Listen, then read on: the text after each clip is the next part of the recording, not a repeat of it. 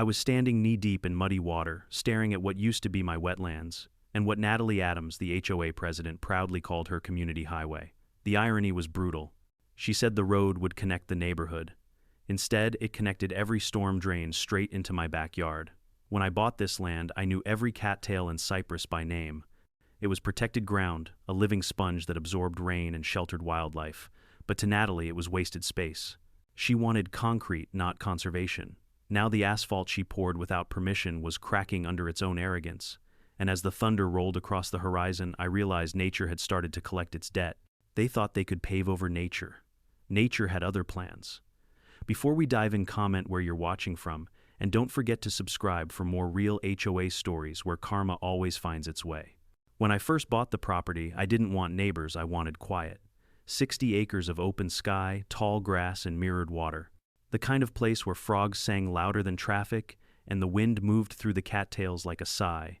It wasn't just land, it was an ecosystem, alive, breathing, self-sustaining. My wetlands, my sanctuary. My name's Thomas Harris, and I'm an environmental consultant. I've spent most of my career telling people what not to build, roads that cut migration paths, housing that sits in flood zones, or driveways that choke natural drainage. You'd think after 25 years in this field I'd be immune to stupidity. But I hadn't met Natalie Adams yet. When I first moved into Willowbend Estates, it was calm. The community was made up mostly of retirees, teachers, a few small business owners. Folks waved when they passed, dropped pies at your door during holidays. My property bordered the southern edge of the neighborhood, a buffer zone of sorts. Most people didn't even realize my land wasn't HOA property. That changed the day Natalie became president. She arrived like a campaign poster, come to life, blonde curls, bright blazers, and a voice loud enough to command any meeting. Her background, real estate marketing. Her philosophy, if you can see it, pave it. At her first HOA assembly, she stood before a crowd of polite residents in folding chairs and PowerPointed her dream into existence. Imagine, she said, a beautiful community access road cutting through that old swamp behind Thomas's property. A scenic shortcut connecting the north gate to the highway, people murmured approvingly. To them it sounded convenient progress even. To me it sounded like ecological suicide. When the meeting ended, I caught her outside. "Miss Adams," I said evenly, "that old swamp is a federally protected wetland. It filters runoff, prevents flooding, and keeps your basements dry.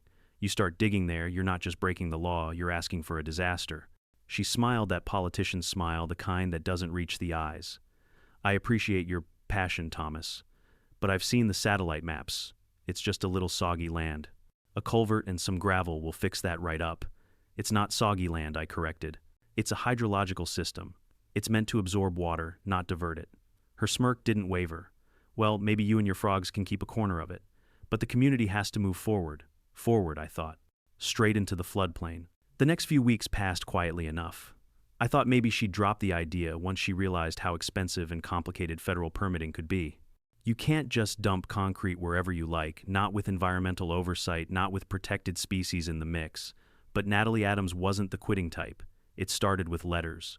Thin white envelopes from the HOA appearing in my mailbox every few days. "Notice of violation," they read. "Your vegetation exceeds acceptable height limits. Standing water may pose a mosquito hazard. Failure to maintain property appearance in accordance with community standards." I laughed out loud at first. How do you maintain a wetland mow? The herons chlorinate the frogs. But then came the fines: $100, $250, $500. Repeat violation, overgrown vegetation. I realized she wasn't just poking. She was building a case. I sent formal responses with attached maps, citing the Wetland Conservation Act, Section 404 of the Clean Water Act, and county zoning maps. I attached my professional license copies of my environmental survey, and even the Army Corps of Engineers documentation that labeled the area as protected flood retention land. I might as well have sent her a bedtime story. 2 weeks later, she called a special meeting to discuss infrastructure improvements. The room was full, curious neighbors, free donuts, a few city representatives. Natalie stood at the front like a CEO unveiling a new product. "Friends," she began, "we've all seen how dangerous that south exit is. The traffic, the blind, turn the delay for emergency vehicles. I propose we solve it once and for all with a new community access road right through that underused section of land." Underused. That was her favorite word for mine. Hands went up, some curious, some skeptical. "Won't that cost a lot?" someone asked. "Oh, not at all," she said, flashing that confident grin. My husband's company has offered to handle the construction at a discount. I raised my hand. Madam President, that land is not part of Willowbend Estates. It's private property under federal protection. She turned to me with mock sympathy. Thomas, with all due respect, the HOA records show an easement zone right through that area. That's impossible, I said flatly. There's no easement. I checked the county recorder myself. Well, she shrugged. Maybe your files are outdated. Ours are more recent. I stepped forward, holding up my own stack of papers, the original deed survey maps and official wetlands certification. These are legal documents signed by the county engineer in 1982. You start digging, you'll be violating state and federal law. Laughter rippled through the room. Natalie let it linger before saying sweetly, Thomas, no one wants to harm your little pond.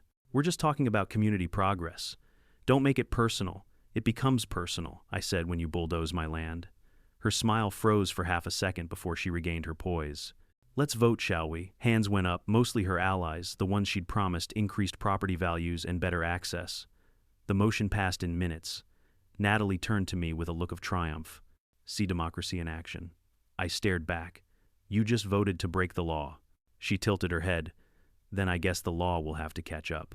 That night I sat at my kitchen table, surrounded by documents, half-drunk coffee, and a rising sense of dread. I dealt with ignorant clients before, but never with someone who thought ignorance was power. I could see where this was heading. The letters, the fines, the community project talk she was building, momentum getting residents emotionally invested. Once they saw bulldozers move, they'd never question whether it was legal. They'd just assume it was approved. And when the rains came, as they always did in late spring, all that gravel and concrete would trap the runoff instead of absorbing it. The water would back up. The culverts would overflow. The entire subdivision could become a lake. All because Natalie Adams thought nature was an inconvenience. 2 days later, a knock came at my door. It was old Bill, my neighbor of 20 years. Retired electrician, gruff voice, heart of gold. He stood there holding his baseball cap, mud on his boots. Tom, he said quietly, you better come take a look. He led me down the dirt path to the edge of the wetland. Fresh orange stakes dotted the ground survey markers. They were out here this morning, he said. 2 trucks, some guys in vests. Said they were with Adams Development Group. They pulled out your old marker posts, said the area's been rezoned. My stomach dropped. Rezoned by who? Bill spat on the ground. Didn't say. Just laughed when I asked. I stared at the stakes, glinting in the afternoon Sunday. The last time I saw those lines moved was when my father walked me through this land 40 years ago, showing where the marsh began and where the high ground ended. Now they were gone, replaced by fluorescent lies. I took a slow breath, fighting the heat rising in my chest. All right, I said quietly. If Natalie wants a road, she's about to learn how heavy paperwork can get. Bill grinned faintly. You're gonna make it ugly for her, ain't ya? No, I said, grabbing my camera bag from the truck. I'm gonna make it legal. He laughed low and gravelly. Same thing in her world. That night, I began documenting everything, every stake, every map, every letter. I set up trail cameras at the property line, logged timestamps, and marked GPS coordinates. The fight hadn't officially started yet, but the opening move was clear. And as I uploaded the footage, watching the blinking red light on the screen, I caught my reflection, tired eyes, clenched jaw, rain tapping against the window. In that moment, I knew one thing for certain. Natalie Adams had declared war on nature, and I was going to let nature fight back. It started quietly, the way most wars do, with paperwork. 3 weeks after the survey stakes appeared, I received my 3rd HOA violation notice. The reason this time, failure to maintain visual uniformity. Whatever that meant. The fine, $750.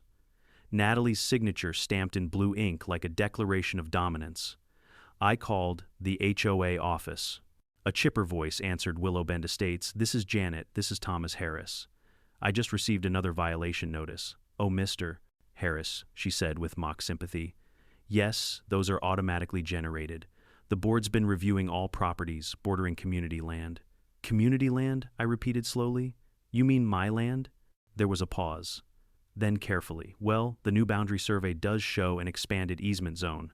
President Adams said she discussed it with you. I laughed dryly. She discussed it with my mailbox. And I hung up. That night I sat on my porch as dusk swallowed the marsh. The frogs were louder than ever, maybe sensing something unnatural was coming. I opened my laptop and began filing formal complaints. One to the county zoning department, another to the State Environmental Protection Agency, and one directly to the Army Corps of Engineers. I attached maps, timestamped photos, and GPS coordinates. If Natalie wanted to play bureaucratic chicken, I'd bring the federal government to the table. By the end of the week, she'd gone from passive-aggressive to just plain aggressive. Flyers appeared in mailboxes titled, "Clearing the Swamp for the Good of Willowbend." They painted me as an obstructionist, a man clinging to a mosquito pit blocking vital infrastructure. There was even a cartoon me with a fishing hat and binoculars glaring from a puddle while neighbors waited in traffic. The caption read, "One man's swamp is everyone's problem." I wanted to be angry, but honestly, I admired the propaganda effort. She knew how to manipulate perception, make herself the visionary, and me the villain. At the next HOA meeting, I decided to attend. The community hall was packed. Some came for curiosity, others for free cookies. Natalie stood front and center, a slideshow already glowing behind her, aerial renderings of a gleaming new community connector road. "Good evening, everyone," she began, voice bright and polished. "I know there's been some confusion about our infrastructure project, so I'd like to clarify. This road will not only reduce congestion, but also increase property values by up to 15%. A murmur of approval rippled through the crowd. She had them eating from her manicured hand. Then she pointed to a slide, a map with a red line cutting right through my wetland. "This underutilized area currently holds stagnant water and poses breeding risks for pests. With proper drainage and paving, it'll finally serve the community." I stood. "You mean destroy the community's natural flood control system?" Natalie turned, smile unwavering. "Thomas, how wonderful of you to join us. Everyone, this is the property owner who's graciously hosting our road expansion." "Hosting," I repeated. "You're trespassing." A few heads turned. Some neighbors looked uneasy. Others avoided eye contact. I held up a folder thick with papers. "For the record, this land is privately owned, federally protected, and critical to our watershed. You pave it, you're inviting disaster." Natalie chuckled, glancing at the audience. "Friends, don't be alarmed. Mr. Harris is very passionate about his, ecosystem. But our engineers have approved the plan." "Engineers?" I asked. "Plural. Of course," she said, waving toward the back. Two men in polo shirts and shiny boots nodded. "Certified contractors. They've built dozens of roads." "Contractors aren't environmental engineers," I shot back. "They're paid to build, not protect." Natalie stepped closer, her perfume cloying under the fluorescent lights. "Thomas, progress sometimes requires sacrifice. You'll see when this road is finished, the community will thank you." I locked eyes with her. "When it floods, they'll thank me." Her smile twitched. "You sound like a man rooting for disaster." "I'm a man predicting it." That was the turning point. The meeting dissolved into shouting supporters, clapping for Natalie, skeptics murmuring about fines, and me standing in the middle holding documents no one wanted to read. Finally, she slammed the gavel down. "Motion to approve Phase 1 of construction." Hands shot up. Majority. The gavel struck wood again. Motion passed. Just like that democracy bulldozed reason. The following morning, I woke to the grinding snarl of machinery. A bulldozer was parked 20 feet from my fence line, its blade already pressing into the soft mud. Workers in neon vests shouted over each other. And there she was, Natalie Adams, standing beside her husband, clipboard in hand, sunglasses glinting. I stormed out the door boots, sinking into wet soil. "Get off my property," one of the workers pointed at Natalie. "Talk to her, sir. We're just following orders." She turned, smile syrupy as ever. "Thomas, so good to see you. We're starting preliminary grading today. On my land," she waved a folded paper. "Under easement authority. You were notified." I snatched it from her. It was an HOA document, not a legal permit, full of typos, no official seals, no signatures from any government office. "This isn't worth the ink it's printed with." "Maybe not to you," she said lightly, "but the community voted. You can't stop progress." I felt my pulse hammering. "You have no jurisdiction here, Natalie. This isn't your playground." "Then sue me," she said, walking away. So I did, or at least I started the process. By noon, I was on the phone with Evelyn, an environmental lawyer I'd worked with years ago. She listened as I laid out the entire situation, her tone going from amused to horrified. "Thomas," she said, "they can't do that. Wetlands are under federal regulation. You need to file an injunction immediately." I already emailed the Army Corps. They said it'll take a week to review. "A week," she sighed. "That's 6 bulldozer days. You need documentation, everything." "I have photos, videos, survey data." "Good. Keep filming. You'll want evidence for both the lawsuit and the environmental impact report." When I hung up, the sound of engines was still echoing through the marsh. I climbed the hill behind my house and started recording the machines, pushing into the reeds, the water clouding with mud, the trees creaking as roots were torn from the soil. One of the workers yelled over the noise. "You might want to move your truck, sir. We're widening this section." "This section," I said, coldly, "isn't yours to widen." He shrugged. "Orders from the boss lady." I zoomed the camera in on Natalie. She was laughing with a county inspector, one I recognized from a recent zoning appeal. Suddenly things clicked. Connections favors money under the table. This wasn't ignorance, it was arrogance weaponized by influence. By sunset, a third of the wetland was gone. Decades-old cypress trees lay split open like bones. The natural drainage basin, the heart of the ecosystem, was filled with gravel and compacted dirt. I walked the perimeter with a flashlight, water sloshing at my ankles, and muttered to myself, "You're building a dam, Natalie, not a road." I planted new measuring stakes, each labeled with a date and water level. If the storm season went the way, forecasts predicted the data would speak louder than any courtroom argument. But as I returned home, I noticed something strange. The marsh's usual trickle of overflow had stopped completely. The new embankment was blocking the outflow channel, the natural escape route for rainwater. They just turned my land into a bathtub. That night I wrote in my notebook, "Day 1 of construction. Drainage obstructed. Natural flow severed. Expect water rise during next rainfall. HOA liable for all damages." I stared at the words until they blurred. I'd always believed that truth backed by evidence would prevail. But in Natalie's world, truth was just another speed bump. Still, I wasn't beaten. Not yet.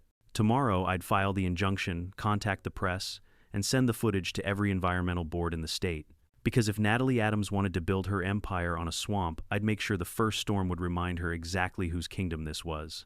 The next morning, I woke up to the sound of engines rumbling across the wetlands like thunder rolling under the earth. For a second, I thought it was another storm forming early, until the beeping of heavy machinery cut through the air.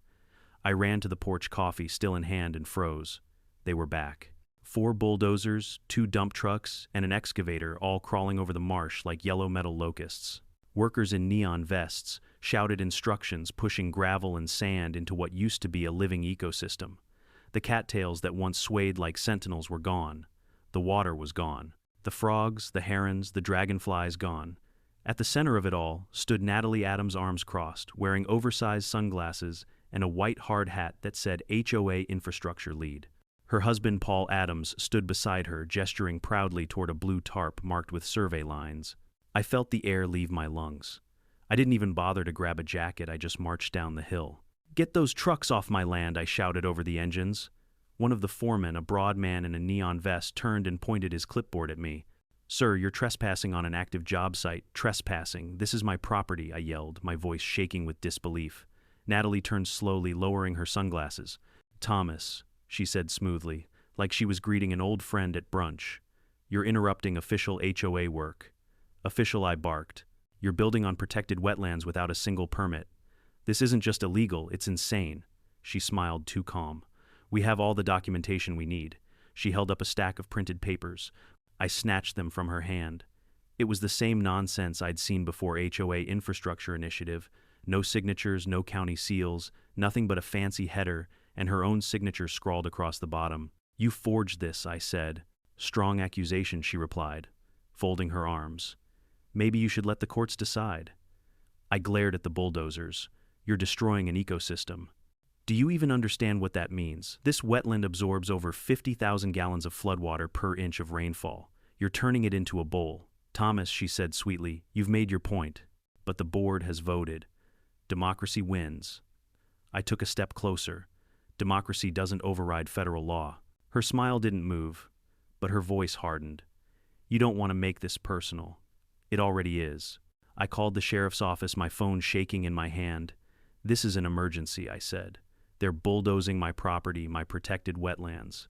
The dispatcher sighed like she'd heard it all before. "Is anyone in physical danger, sir?" "Yes," I snapped. "The environment." There was a pause. "So, no." Within 20 minutes, a county deputy rolled up. Deputy Harris, a guy I'd met a few times at local meetings. He stepped out of the cruiser looking more bored than alarmed. "What's going on here, Mr. Harris?" he asked, no relation. "They're trespassing," I said, pointing at the construction crew. "That's my land. They're filling a wetland. That's a federal violation." Natalie walked up, all smiles. "Deputy, so glad you're here. We're just working on an HOA-approved access road." He's been confused about the boundaries. Deputy Harris glanced between us, clearly uncomfortable. You got paperwork for this. She handed him the same forged documents. He flipped through them, frowned, then shrugged. Looks official enough to me. It's not, I shouted. Check the parcel map. Lot 27B is mine. I have the deed right here. I pulled it from my folder. He looked at it, scratched his head, then sighed. Sir, I'm not a surveyor. This sounds like a civil dispute. You'll have to take it to court. So you're not going to stop them, not unless someone's getting hurt. I laughed bitterly. You mean besides the entire neighborhood when this floods? He gave me a helpless look and walked back to his cruiser. Natalie turned to me with a smirk. See, the law's on my side. No, I said quietly. The law's just running late. That night, I worked until 2 a.m., filing emergency injunction requests to the State Department of Environmental Quality and the Army Corps of Engineers. Evelyn, my lawyer, called me on speakerphone. You've got the evidence right, she said. I've got everything, I replied. Photos, GPS, data, video footage. I even logged the water level drop. Good, she said. Keep documenting. The agencies move slow, but when they act, they hit hard. And Thomas, yeah, don't confront her again without a witness. People like Natalie, they'll twist your words into threats. I leaned back in my chair, exhaustion pressing down on me. She's already twisting the land. The following morning, I woke to the sound of chainsaws. By the time I reached the wetlands, the cypress trees, some over a century old, were gone. Their trunks lay in heaps, bleeding sap into the mud. The air smelled like wet sawdust and diesel. I filmed everything, narrating into the camera. Day 2. Illegal construction continues. Native vegetation destroyed. Natural drainage channel obstructed. A worker yelled, "Hey buddy, you can't film here." "I can when it's my land," I shot back. One of them, younger, nervous, muttered, "He's right though. The markers don't line up with the HOA line." The foreman snapped, "Shut it and keep digging." Natalie appeared again, wearing heels now, like she was posing for a magazine. "Thomas," she called cheerfully, "I hope you're documenting. I'd hate for you to miss our ribbon-cutting ceremony." I glared at her. "When this road floods your house, I'll make you a plaque." She laughed. "You really think water scares me?" "No," I said. "You should be scared of gravity." By the end of the week, the wetlands looked like a war zone. The natural ponds were buried under 3 feet of gravel. The water table dropped nearly a foot. The herons stopped returning at dusk. And yet Natalie strutted around like a queen, waving to neighbors, boasting about the new access road. She even held a groundbreaking photo op, a few HOA members with golden shovels smiling as if they'd discovered electricity. The local paper printed it, "Willowbend HOA expands connectivity." I wanted to scream.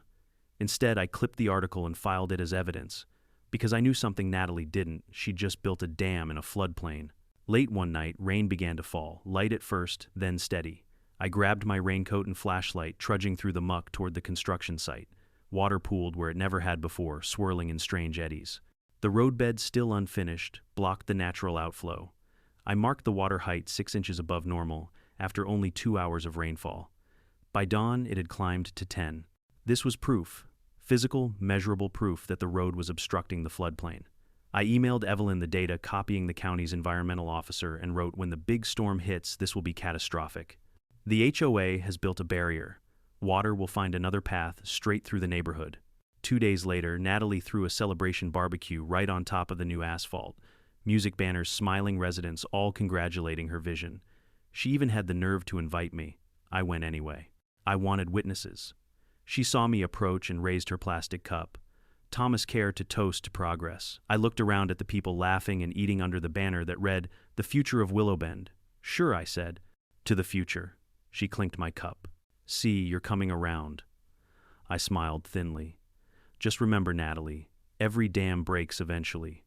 Her grin faltered. For a second, I saw doubt flicker in her eyes, then the music swelled and she turned back to her adoring crowd. That night, I sat on the porch again, watching the lightning crawl across the clouds. The marsh, what was left of it, lay still, silent, unnatural. Even the frogs had stopped singing. I opened my notebook and wrote, "Phase complete. Hydrology compromised. Flood inevitable. They've built the weapon that will destroy them." I set the pen down and whispered into the dark, "Let's see if progress can swim." For nearly a month, the so-called community access road stood like a scar across my property, dry, gray, and humming with misplaced pride. The HOA newsletter bragged about successful completion, complete with photos of Natalie in a hard hat holding golden scissors, smiling like she'd personally conquered nature. But the truth sat buried just beneath the surface. tons of compacted gravel trapping the natural flow of water sealed under asphalt like a coffin lid. I knew what was coming. The local news had started running weather warnings, tropical depression forming in the Gulf projected path, uncertain. Then the next day, storm system strengthening, heavy rainfall expected. A few days later, the headline changed again, unprecedented rain event likely for central counties. I'd seen this before. Storms like this don't just visit wetlands, they reclaim them. I spent that week preparing. I walked every inch of my property checking the small drainage pipes I'd installed years ago, clearing debris, stacking sandbags along the lowest edge. I built temporary channels with wooden planks and bags of gravel. Primitive maybe, but better than the HOA's engineering. Old Bill came by to help. He leaned on his cane, squinting toward the black asphalt slicing through the marsh. "Looks like a dam to me," he muttered. "That's because it is," I said. "They think they built a road, but all they did was block nature's bloodstream." He chuckled. "And when the blood backs up," I looked at the sky already bruised with incoming clouds. "Then the neighborhood bleeds." By Thursday, the first drops fell.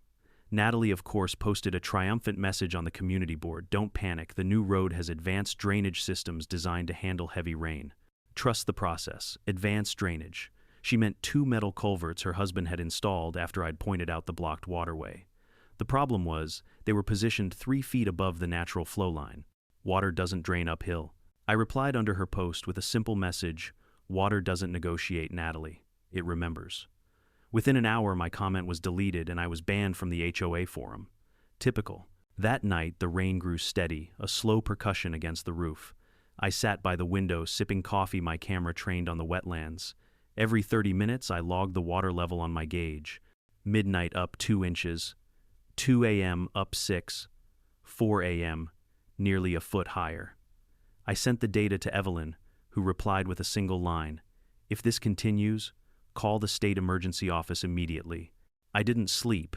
By dawn, the neighborhood chat lit up with the first complaints: front yards flooding, water pooling near mailboxes, storm drains overflowing.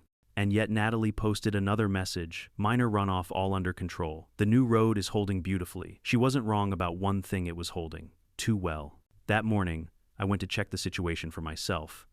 The rain hadn't stopped. Sheets of water poured from the sky, turning the air into mist. I sloshed through ankle-deep puddles until I reached the road. The asphalt shimmered black under the storm, with water pressing against its edges like a rising tide. The culverts gurgled uselessly, the flow was entirely blocked. And then I saw it on the far side of the road. The water in my wetlands had turned into a lake. It was rising fast, spreading outward, seeking space that didn't exist anymore. I filmed everything: the blocked drainage, the standing waves, the sheer force of water hitting the embankment. Old Bill pulled up in his pickup window, cracked just enough to yell, "She's about to get her baptism." "I know," I said. "But when that breaks, it's not just her house that'll drown." He nodded grimly and drove off to warn the neighbors. That afternoon, the sky went green, that sickly, unnatural shade that always comes before disaster. The local meteorologist's voice crackled through the radio: flash flood warning now, in effect for Willowbend County. Estimated rainfall totals between 10 and 14 inches over the next 12 hours. I grabbed my waterproof drone case and launched it from the porch. From above, the picture was horrifying. The so-called access road cut through the landscape like a black levee. On one side, rising brown water. On the other, neat suburban lawns and shiny new homes sitting on slightly lower ground. The difference in elevation was maybe 2 feet. 2 feet that would decide who stayed dry and who didn't. I captured footage of the trapped water straining against the road's edge, waves lapping like fists on a door. And in that footage, I saw its small cracks forming in the asphalt near the midpoint. Pressure lines. The dam was holding, but it wouldn't for long. By 7 p.m., the power flickered twice and died. The neighborhood plunged into darkness, broken only by lightning flashing across the sky. Rain hammered the windows like gravel. I lit a lantern and checked the gauges again. 3 feet higher, 4, 5. The wetlands were now a full-blown reservoir, and the road was the only thing standing between the water and the rest of Willowbend. My phone buzzed with a message from Evelyn Thomas, state agency: "Confirmed receipt of your complaint. They're sending inspectors next week." I laughed out loud. Next week. There might not be a neighborhood left by next week. At 9 p.m., there was a loud knock on my door. I opened it to find Deputy Harris soaked to the bone, flashlight in hand. "Mr. Harris," he said over the roar of rain, "we've got flooding all over the north end. HOA asked if you could open your drainage channels to help divert flow." I stared at him. They built a dam on my property, and now they want me to bail them out. He sighed. Look, I'm just passing the message. They say your land's higher, you might save a few homes. I stepped outside, water swirling around my boots. Deputy, if I open my drainage now, the entire pressure load hits at once. The moment that asphalt gives way, it'll hit like a tsunami. He frowned. You serious? Dead serious? You tell Natalie to evacuate everyone south of the road right now. He hesitated, torn between orders and reason. Finally, he nodded and jogged back to his cruiser. By 10 p.m., the rain became a roar. The wind howled through the trees, snapping branches. My drone feed showed water cresting the top of the asphalt, spilling tiny rivulets across its surface. The inevitable was seconds away. I started the camera, speaking to it like a confession day, 41 since construction began. The HOA ignored every warning. The water level has reached critical height. Any minute now, the barrier will fail. This is no longer a prediction, it's physics. A flash of lightning split the sky. Thunder cracked so violently the ground trembled. Then it happened. A low groan like the earth itself exhaling. The asphalt buckled, then fractured, a jagged seam splitting open. Water erupted through the gap, tearing the road apart like paper. The dam burst. A wall of brown water surged forward, roaring down the slope into Willowbend. Streetlights disappeared, one by one, as the flood consumed the neighborhood. I could hear screams, shouts, alarms, car horns blaring before being silenced by the rush. Through the rain, I saw a distant flash, a white SUV half-submerged, spinning as it was swept into the current. Natalie's SUV. She'd always said she wasn't afraid of water. I wondered if she was afraid now. By midnight, the storm had reached its peak. My house, built on slightly higher ground, stood surrounded by water but still dry inside. I watched through the window as the HOA clubhouse, the same one where Natalie had mocked me, crumbled under the pressure and washed away. Nature didn't roar in triumph, it just reclaimed what was hers. I sat down, soaking, wet heart pounding. The lights flickered once, twice, then went out completely. Outside, the flood swallowed Willowbend whole. And, in the distance, under the endless thunder, I could almost hear Natalie's voice echoing from that first meeting. One man can't stop progress. Maybe not, but one storm just did. The sound that woke me wasn't thunder this time, it was silence. The kind that follows catastrophe, where the air itself holds its breath. Then, through the blackness, came the distant wail of sirens. I opened my front door and stared into a nightmare. What used to be a road was now a river. A muddy, violent torrent tearing through the heart of Willowbend Estates. Streetlights flickered underwater like ghostly candles. Cars bobbed in the current like forgotten toys. Whole fences drifted by, tangled with branches and trash cans. The highway Natalie had built was gone, ripped open down the center, chunks of asphalt floating like broken ice sheets. Water poured through the breach with a fury I'd never seen before, the sound like an unending roar of collapsing earth. I pulled on my waders and stepped out into the flood. The rain still fell, but softer now, as if the storm had already won and was only cleaning up the mess. I waded through waist-deep water toward my truck, parked on the higher gravel. Its headlights reflected eerie patterns on the flood's surface. When I looked to the left, I could barely recognize the neighborhood. Houses that once looked identical, white siding, trimmed lawns, garden flags, were now dark silhouettes, half-submerged water curling over porches. Then I saw movement, a flashlight flickering from a second-story window across the street. Someone shouting for help. "Hey!" I called, voice hoarse. "Anyone in there?" A man leaned out the window, clutching a drenched blanket around his shoulders. "We can't get out," he yelled. "My wife's trapped in the back bedroom. The current between us was too strong." I grabbed a fallen fence plank and used it to push myself forward inch by inch until I reached his porch roof. I climbed up, panting, and peered through the open window. Inside the house was chaos, water swirling across the floor, furniture floating like dead fish. The woman was crying, clutching a soaked photo album. I helped them climb to the attic, cutting a vent hole in the ceiling with my pocket knife. The rain hit my face again as we emerged onto the roof. The man looked around, stunned. "I don't understand," he murmured. "They said the new road would protect us." I almost laughed. "That road trapped you. Below us, the destruction spread like ink." The flood followed gravity's call, rolling through the cul-de-sacs, lifting SUVs and mailboxes alike. The HOA's beloved community garden was gone, replaced by a swirling whirlpool that sucked down mulch benches and ceramic gnomes. Then came the sound of splitting wood. A house down the street, one of the newer builds, collapsed at the foundation, the entire structure tilting before the current claimed it. For a brief second, lightning illuminated the scene, and there, perched on her porch roof, clinging to a half-toppled column, was Natalie Adams. Her white blazer was soaked gray. Her hair clung to her face. Even from a distance, I could see the disbelief written all over her, the kind of shock that only comes when arrogance meets physics. She was screaming something, but the wind drowned it out. I yelled across the flood. "You still think it's just a puddle, Natalie?" Her voice cracked. "Thomas, help me." I wanted to say no. Every part of me wanted to turn my back and let karma finish the job. But watching her cling to that roof beam surrounded by the destruction she caused, I realized this wasn't about revenge anymore. This was survival. I tied a rope from my shoulder harness to a chimney vent and threw the other end toward her. "Grab it." She tried, missed, then tried again.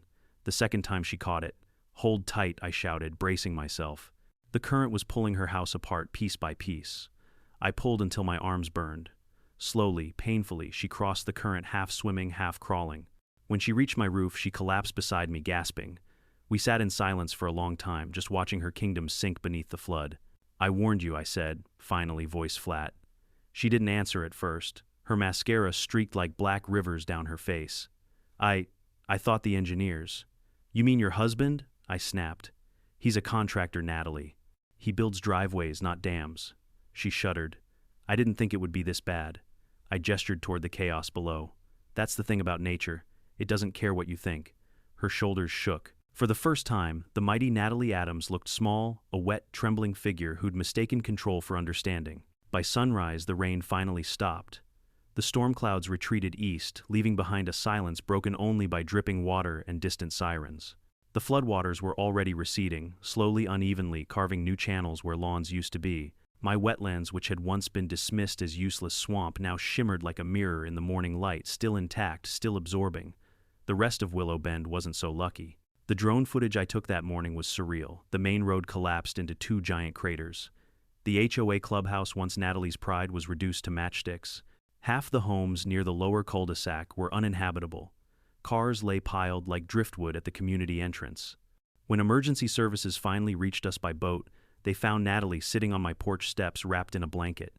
She didn't speak when the rescuers asked questions. She just stared at the broken horizon. One of the rescuers, a young firefighter, turned to me. "What happened here, sir?" I looked at the twisted asphalt behind him. "They built a highway through a wetland." He blinked. "That's not allowed." "Exactly," I said. Over the next few days, the scale of destruction became national news.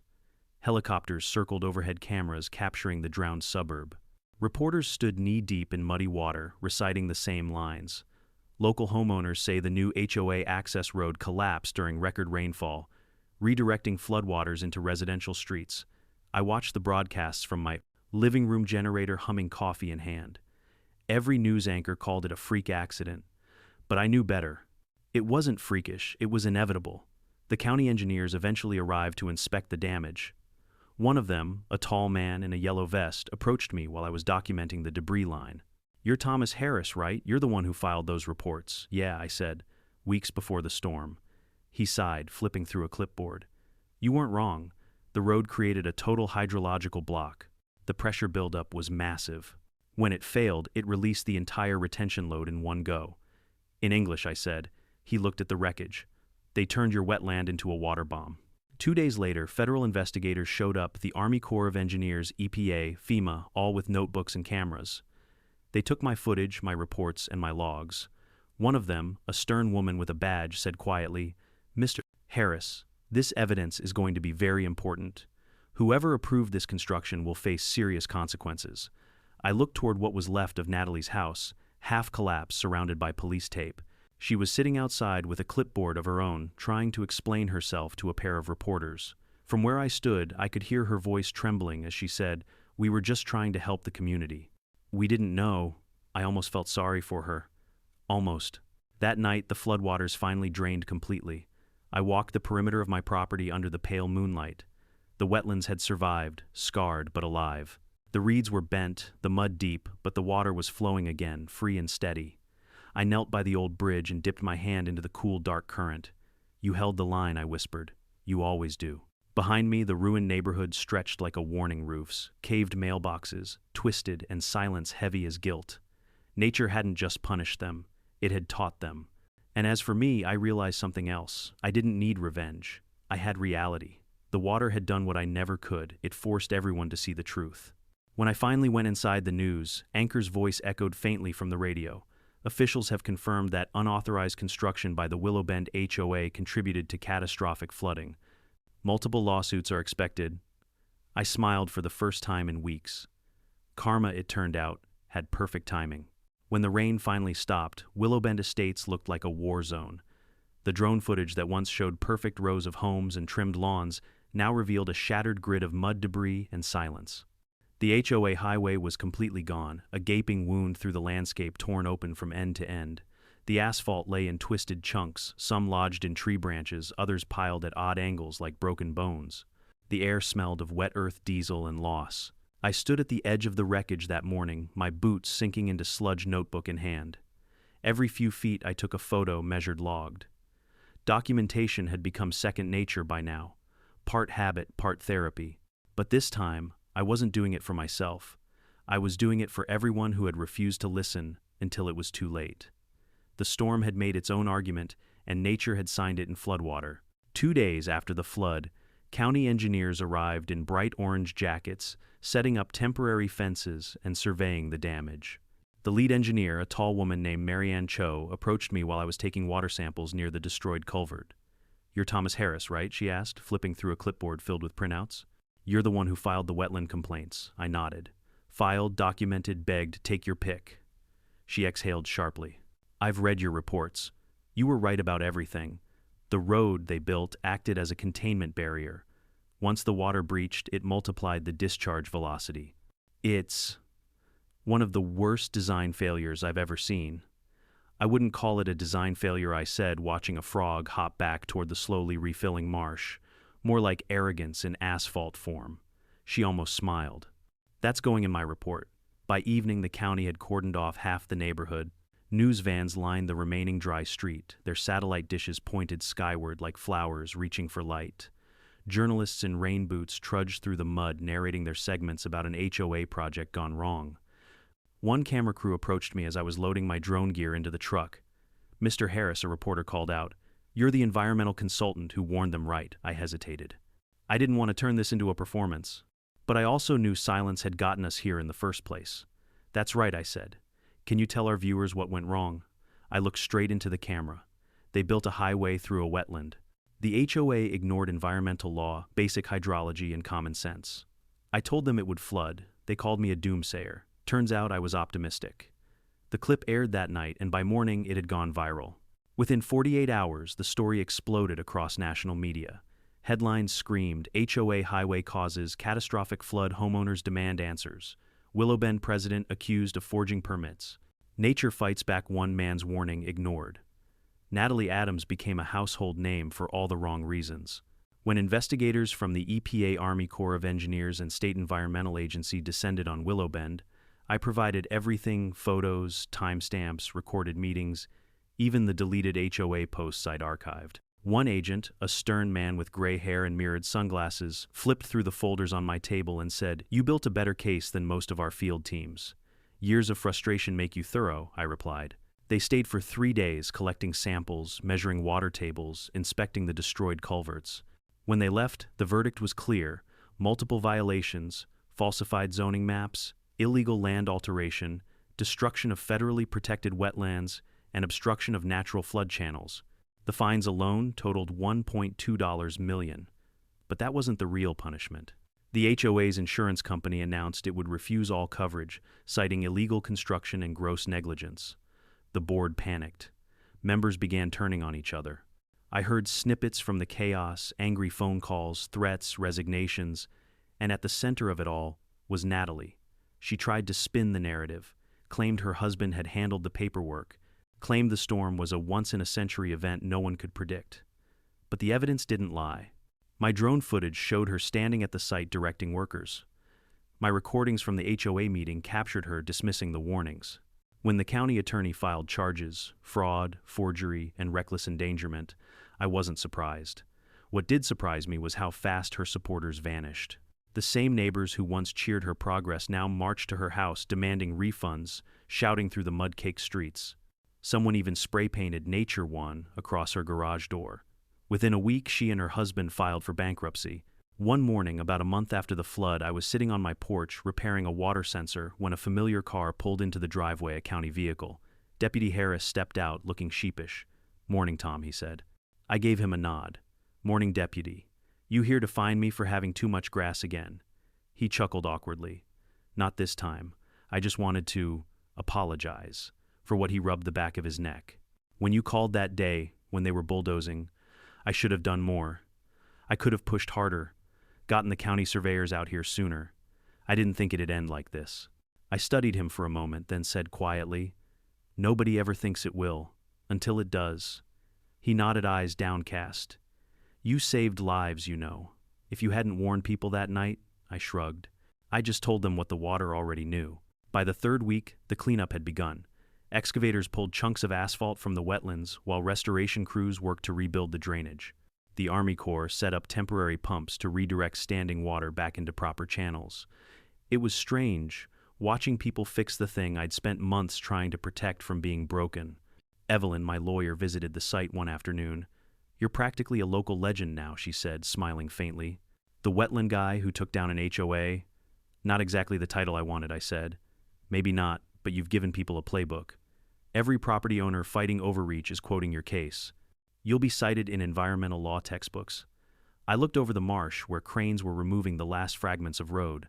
The water shimmered under the sun, reeds already sprouting green again. "I don't care about citations," I said. "I just want this place to breathe again." As weeks passed, nature began to heal. The frogs returned first, then the egrets. The water cleared, flowing gently through the channels I'd mapped years ago. It was as if the land itself was exhaling after holding its breath too long. The same couldn't be said for Natalie. She faced civil suits from over 30 homeowners, criminal charges from the state, and a public reputation that disintegrated overnight. Her husband's contracting license was revoked. The last time I saw her was during a televised hearing, pale, exhausted, eyes hollow. When asked if she took responsibility, she whispered, "I thought I was improving the community." The judge replied coldly, "You destroyed it." A few weeks later, a journalist visited me for a follow-up interview. She asked, "If you could say one thing to Natalie Adams now, what would it be?" I thought for a long moment, watching a heron glide over the restored marsh. "I'd tell her that progress without respect isn't progress at all," I said finally. "It's vandalism," with a smile. She wrote that down word for word. By early summer, the lawsuits wrapped up. The HOA was dissolved, entirely replaced by a community association focused on environmental stewardship. The new bylaws required unanimous consent for any construction affecting natural land. They offered me a position on the new board. I declined. "I don't want to run anything," I said. "I just want the frogs to keep singing." One evening after the crews left and the sun dipped low, I walked the same trail where the highway once cut through. Grass was already sprouting through the mud. Water trickled where asphalt had choked it before. I stopped where Natalie had once posed for her ribbon-cutting photo, now just a patch of soft ground and reeds. The silence was peaceful again. And for the first time in months, I felt something close to forgiveness, not for her, but for myself. The fight was over. The water had spoken. 6 months later, the wetlands were alive again. The morning sun shimmered off the water like glass, and the reeds that had once been crushed under dump trucks now swayed gently in the breeze. The frogs had returned, loud, unapologetic, reclaiming their chorus. It was hard to believe that half a year ago this place had been ground zero for the worst flood in county history. Willowbend Estates, once a picture-perfect suburban community, now stood as a monument to hubris. Empty lots where houses once stood were being sold off to cover damages. The HOA had officially dissolved after the bankruptcy ruling. The county placed what was left of the organization under state supervision pending a full audit, the kind that digs up more than finances. I walked the same trail every morning, coffee thermos in one hand, drone controller in the other. Each flight recorded the slow healing of the land, the widening stream, the re-emerging cattails, the soft return of wildlife. Watching nature mend itself was better than any courtroom verdict could ever be. But there had been verdicts. The state attorney general had filed multiple criminal counts against Natalie Adams and her husband Paul: fraud, falsification of permits, reckless endangerment, and environmental destruction. The hearings stretched on for months, televised and dissected by pundits who alternated between outrage and disbelief. I attended the final sentencing in person. Not for vengeance, I wanted closure. The courtroom was packed, murmurs echoing under the high ceiling. Natalie looked nothing like the immaculate HOA president. I remembered her blonde curls had dulled to gray, her face pale and drawn. When the judge read the findings, she stared straight ahead, jaw tight. The defendants, Natalie and Paul Adams, are found guilty of multiple violations under the Wetlands Protection Act and Environmental Code 13 amperes. You are hereby sentenced to 18 months of probation community service, totaling 800 hours restitution of $1, $2 million to affected homeowners, and a personal fine of $150,000. The courtroom buzzed. Some gasped at the leniency, others whispered about the financial ruin that awaited her anyway. I just exhaled. The judge continued, "You will also be barred from holding any leadership position in a registered community association or real estate project for the next 10 years. That last line almost made me smile. When court adjourned, she looked up at me across the aisle. For a split second, our eyes met. She mouthed something, maybe, "I'm sorry, maybe, why me?" I couldn't tell. I nodded once, then turned and walked out. Some debts are beyond words. Back in Willowbend, cleanup had become community therapy. The county converted the destroyed highway into an official wetland restoration zone funded partly by state grants and, ironically, Natalie's restitution. They even hired me as a consultant. The new project wasn't about paving or profit. It was about rebuilding the natural floodplain, correctly shallow retention basins, native vegetation, permeable trails. No more asphalt. No more arrogance. At first, the surviving residents were quiet around me. Some still remembered the meetings, the arguments, the day I'd been mocked for warning them. But time and a good dose of humility has a way of softening pride.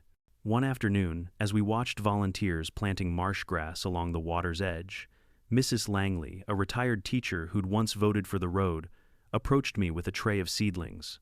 "I owe you an apology," she said, voice trembling slightly. "I thought you were just trying to stop progress." I smiled faintly. "You weren't wrong. I was stopping their kind of progress." She nodded. "Well, thank you for saving what's left of us." I helped her set the seedlings into the mud. "Nature does most of the saving," I said. "We just have to stop getting in the way." News outlets kept covering the story long after the court case ended. Environmental magazines called it the Willowbend lesson. Documentaries featured drone footage of the destroyed neighborhood juxtaposed with the thriving wetland today. Students from nearby universities came to study the recovery process. One article headline made me chuckle, "The man who let nature win." I didn't correct them. It wasn't me who won, it was the land. Even so, speaking invitations started pouring in. Town halls, environmental panels, local TV interviews. At first, I declined most of them. Talking about it felt like reopening an old wound. But Evelyn, my lawyer and by now close friend, convinced me otherwise. "Thomas," she said, "one afternoon over lunch, you're not just a witness anymore. You're an example.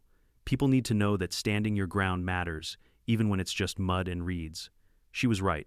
So I started speaking not about revenge, but about respect. I told audiences about how fragile the balance is between land and law, how one bad decision in a boardroom can unravel an entire ecosystem. People listened. Some cried. Some laughed when I told them how an HOA once tried to fine me for unmaintained vegetation. Turns out I'd say that unmaintained vegetation saved an entire county from washing off the map. By autumn, the wetland was fully restored. The new community association, smaller, humbler, invited me to their first meeting. No PowerPoints, no slogans about progress. Just a handful of residents sitting in a circle in the rebuilt community hall, drinking coffee and planning how to care for the land together. The new president, Alice Monroe, was a biologist from the local college. Her first words set the tone, "We're not building roads anymore, we're building responsibility." I raised my mug to that. Weeks later, I got a letter in the mail, handwritten, no return address. The penmanship was shaky but familiar. "Thomas, I wanted to say I'm sorry for everything. I thought leadership meant control. I see now it means stewardship. I'm working at a community garden in the city as part of my service hours. It's small, but I think I finally understand what you meant about balance. Natalie." I read it twice, then tucked it between the pages of my field journal. I didn't respond. Not because I was bitter, but because some apologies are complete in their silence. On the 1-year anniversary of the flood, the county held a small memorial. Neighbors gathered at the edge of the restored marsh, laying flowers for what was lost, homes, possessions, illusions of control. When it was my turn to speak, I looked out at the still water and said, 16 months ago, people called this land useless. They said it was wasted space, something to pave over. But when everything fell apart, this place held the line. Nature doesn't take sides. it only responds. The real question is whether we're willing to listen. The crowd stood quietly, some holding hands, others nodding. The air smelled of wet earth and new beginnings. Later that evening, as the sun dipped below the horizon, I walked the boardwalk that stretched across the heart of the wetland, built from recycled wood, low-impact, eco-certified. A heron glided overhead, wings wide, effortless. I stopped halfway, letting the breeze ripple through my shirt. The water below reflected the sky gold melting into blue. This was the same place where Natalie's highway had once stood, gleaming and arrogant. Now, it was a sanctuary again. And I realized something: the flood hadn't just washed away concrete and property lines, it had washed away illusions. Standing there, I thought of my father, who taught me how to read the land. The earth remembers, he used to say. You mistreat it, it'll remind you. You nurture it, it'll return the favor. He'd been right all along. I took a deep breath and smiled to myself. The fight was over. Justice had come, not through anger or courts, but through balance restored. The wetlands didn't need vengeance. They just needed time and a little space to breathe. And so did I. In the end, what happened in Willowbend wasn't just about floods or property lines, it was about humility. We live in a world that teaches us to conquer, to control, to pave over anything that slows us down. But sometimes the strongest act of creation is restraint. The wetlands reminded me that nature is never the enemy our ignorance is. Every law ignored, every shortcut taken carries a cost. And when that bill comes due, no amount of concrete can hold it back. If there's one lesson I hope people take from this, it's this: progress without respect will always collapse under its own weight, so build wisely. Question arrogance. Protect what protects you, even when others don't understand. Because someday when the storm comes, you'll be glad you listened to the land. If you believe nature deserves a voice, and justice can flow like water, leave a comment below, and don't forget to subscribe for more true HOA stories where karma meets consequence.